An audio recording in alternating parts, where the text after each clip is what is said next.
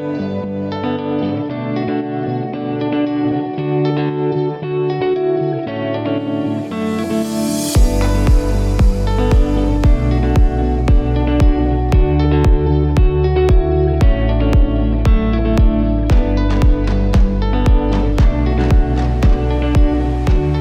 are rolling. Merry Christmas and welcome to Christmas in July. I'm Tatiana, one of the junior leaders here at Westbrook Kids. Thank you so much for joining us today. All summer long, we've been focusing on faith, which is trusting in what you can't see because of what you can see. Speaking of faith, let's go to our memory verse with Miss Danielle.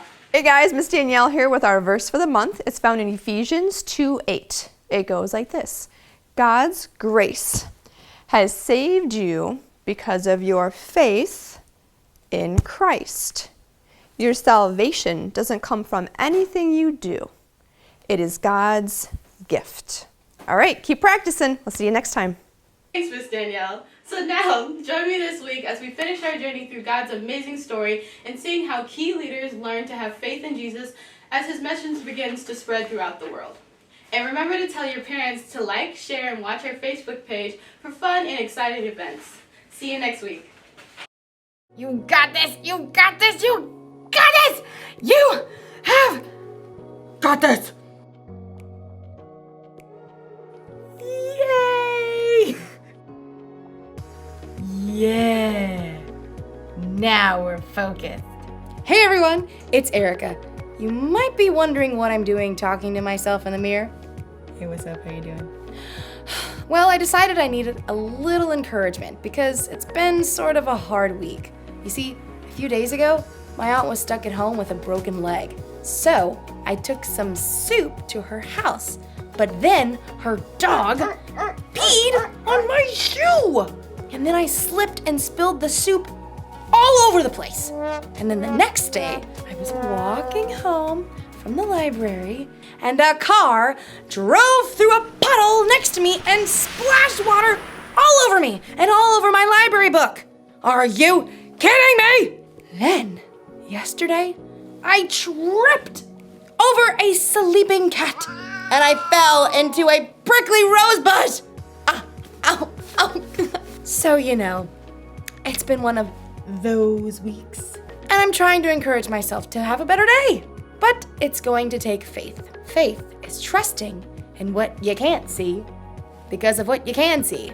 So, even though I still have a few scratches from yesterday's catastrophe, I have faith that today will be better. See? It's better already! Today's story is all about some people who are having a bad week. Actually, several weeks. And okay, maybe they had bigger problems than spilled soup, a wet library book, and a thorny rose bush. But my week was still pretty bad. I'll see you when the storm passes. That'll make sense after the story. The Bible. It's 66 books of history, stories, letters, and poetry that fit together to form God's one big story.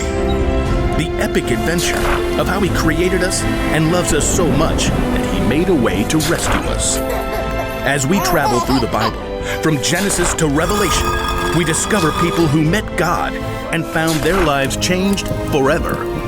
Now, for an amazing story, inspired by the book of Acts, chapters 27 and 28. Paul faced many difficult days because he taught so boldly about Jesus. He was beaten, made fun of, thrown into jail, and run out of town. At last, in Jerusalem, Paul was arrested by Roman soldiers after a mob tried to kill him.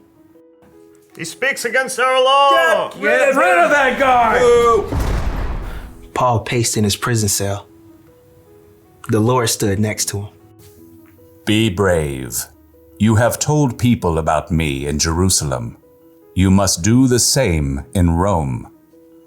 Because a group of Jews were plotting to kill him, Paul was taken to the governor in Caesarea. From there, he was ordered to Rome to stand trial before Caesar. Then, he was handed off to a Roman commander for the sea journey. I am Julius of the Imperial Guard. I am very imperious, but also a reasonable human being. Glad to hear it.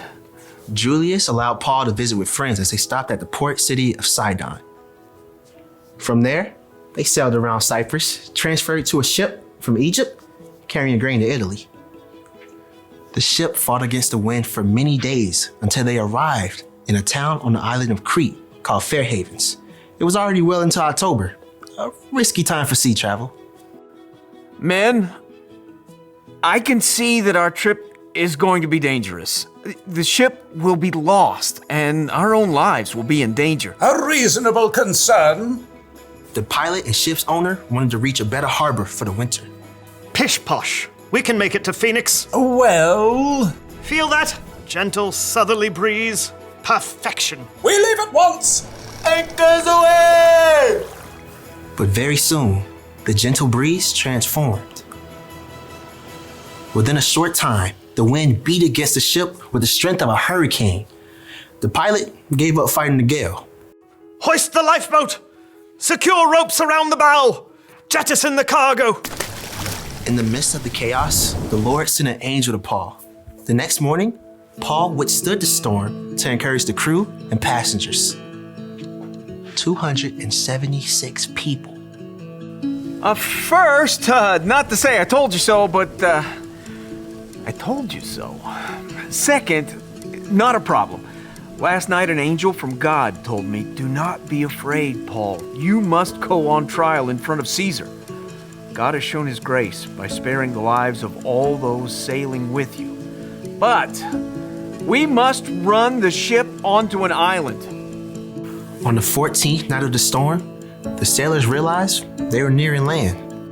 The water's only 90 feet deep here. Drop the anchor. The crew was so afraid of crashing against the rocks that they lowered the lifeboats, planning to escape and leave the passengers. Julius, these men must stay with the ship. If they don't, you can't be saved. A reasonable request. Cut the ropes. The soldiers cut the ropes so the crew could not escape. Just before dawn, Paul gathered everyone on board, shouting above the wind. Not a problem. None of you will lose a single hair from your head. Now, I'm asking you to eat so you can live. Paul took bread and thanked God. He then broke the bread and ate it. Everyone was filled with hope while they had some food to eat as the gray morning dawned. There's the beach. Lift the anchors and we'll run her aground. But as the pilot steered desperately for shore, the ship hit a sandbar and began to break into pieces. The soldiers were planning to kill Paul and the other prisoners to keep them from swimming to freedom. Stop! Don't hurt them. Paul must live. Everyone overboard. Swim to land or grab a piece of the wreckage. Miraculously, everyone made it to shore, just as God had promised. Welcome to Malta. The people of Malta were unusually kind as they built a fire to welcome this large group of wet and stranded visitors. I'll fetch some more firewood. Paul tossed sticks into the fire. Then, a deadly snake slithered out and sunk his teeth into Paul's hand. This man must be a murderer. The gods won't let him live. Not a problem. Totally fine. Paul simply shook the snake into the fire. When the people saw he was unharmed, they decided he was a god. Publius, a chief official, welcomed Paul and the others into his home. Take whatever you need. Paul discovered that Publius' father was very sick, so he prayed. Jesus, please, heal this man. Publius' father was made well. All the sick people on the island flocked to see Paul, and they too were healed. Paul had so much respect on Malta that when it was time to leave, the people of Malta gave him all the supplies they needed. Bon voyage! At long last, Paul neared Rome. The believers had heard he was on his way and traveled to meet him. Welcome to Rome. I thank God for you all. In Rome, Paul was allowed to live in his own home, under guard. For 2 years, he welcomed anyone who came to see him. He told Jews and Gentiles alike the good news of Jesus, just as God promised he would.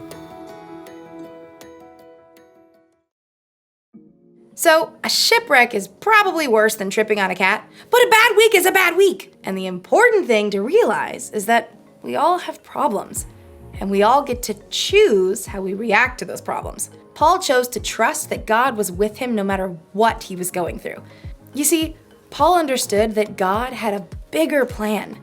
Ever since Paul came to know Jesus as God's son, he had devoted his life to telling others about Jesus. And Paul knew that no matter what problems he faced, they were worth it if it helped him spread the good news of Jesus to the world. So Paul didn't necessarily focus on the storm, the shipwreck, and the snake bite like they were problems. Instead, he trusted that God was leading him somewhere. He trusted that God had a plan. And Paul's not the only person who can change focus like that. We can too!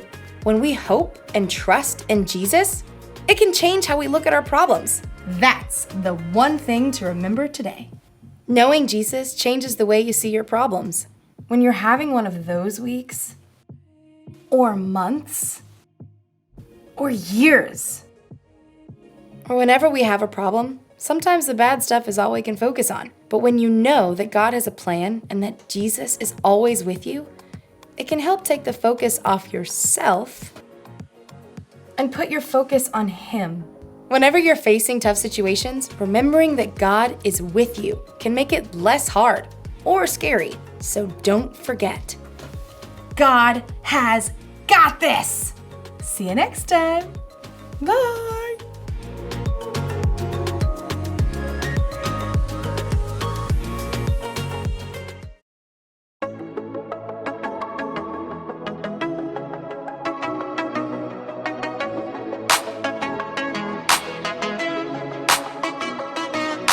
Sometimes the road ahead can be so rough. You are the reason why I don't give up. 'Cause even when it's hard to see, I still believe. So I'm gonna trust your love.